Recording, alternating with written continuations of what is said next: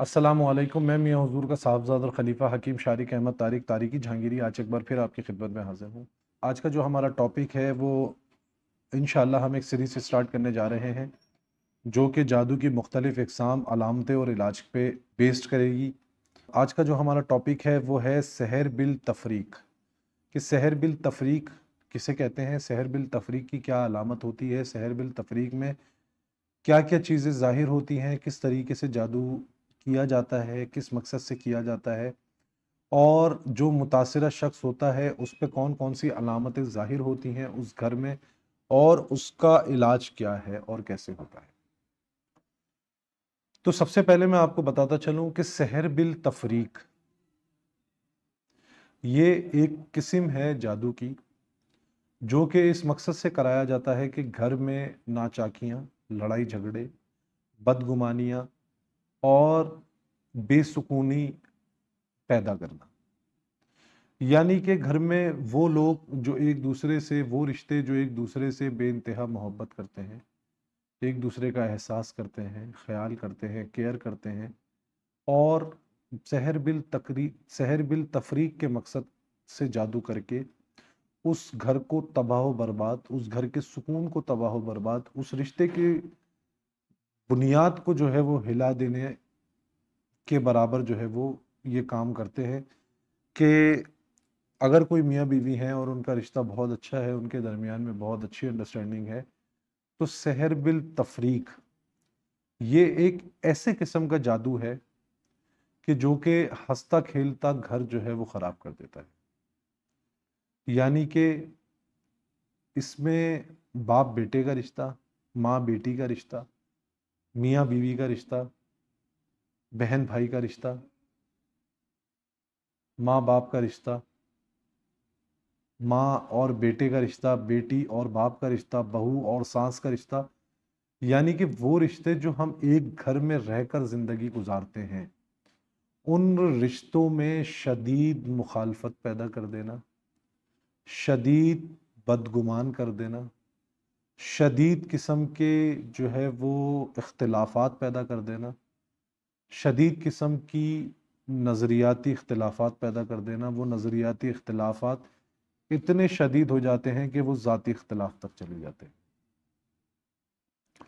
इसकी अलामतें ये ज़ाहिर होती हैं कि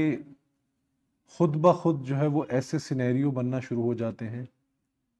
और इसमें इंसान का जो लाशऊर होता है उसको जो है वो कंट्रोल किया जाता है और उसको कंट्रोल करने के बाद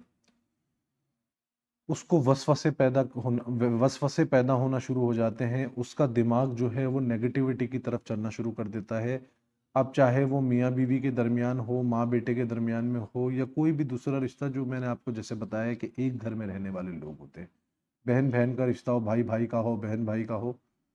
कि एक दूसरे के लिए उनका जो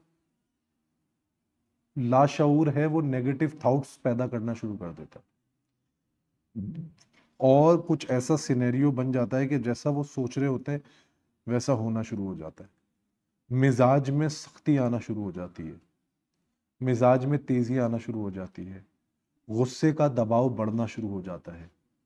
और दूसरे की वो बात जो हमारे हक में वो अच्छी कर रहा है वो भी हमें बुरी लगने लगती है। हमारा जो मोहसिन होता है वो हमें अपना सबसे बड़ा दुश्मन लगने लगता है और हम उसकी तरफ से बदगुमान होना शुरू हो जाते हैं। तो ये अल्लाह रब्बुल इज़्ज़त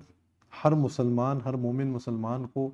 इस शर से महफूज रखे कि मैंने ये देखा है कि जिस घर में सहर बिल तफरीक के मामलात हो जाएं, उस घर में इतनी बर्बादी होती है, इतनी बर्बादी होती है कि वो पूरा घर तबाह बर्बाद हो जाता है। कोई एक शख्स किसी दूसरे शख्स की शक्ल तक देखना पसंद नहीं करता और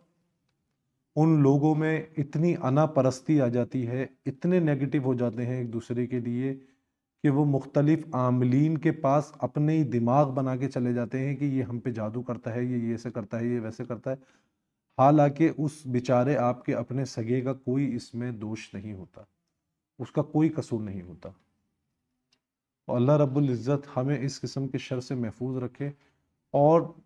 جو شخص بھی ایسی کسی پریشانی یا ایسی کسی بیماری یا ایسی کسی تکلیف میں مبتلا ہے، اس کو چاہیے کہ وہ روزانہ کی بنیاد پہ 313 مرتبہ سلام قولم من رب الرحیم پڑھا کرے، سلام قولم من رب الرحیم پڑھا کرے، پانی پہ دم کرا کرے، خود بھی پیا کرے، اپنے اہل خانہ کو بھی پلایا کرے۔ اور جو یہ چاہتا ہے کہ سحر بالتفریق سے محفوظ رکھا جائے اپنے اہل خانہ کو، تو وہ اپنے اہل خانہ پہ روزانہ کی بنیاد پہ 313 مرتبہ سلام قولم من رب الرحیم پڑھ کر ان پہ دم کیا کرے۔ اگر ان پہ دم نہیں کر سکتا، ایک ٹائم میں سب ایک ساتھ نہیں ہوتے، تو پانی پہ دم کر کے رکھ لیا جائے، وہ تمام احباب اس پانی کو پئیں۔ اللہ رب العزت آپ تمام احباب کو اس قسم کے شر سے محفوظ رکھے۔ اپنی دعاؤں میں مجھے یاد رکھیے گا۔ جزاک اللہ خیرہ۔ السلام علیکم۔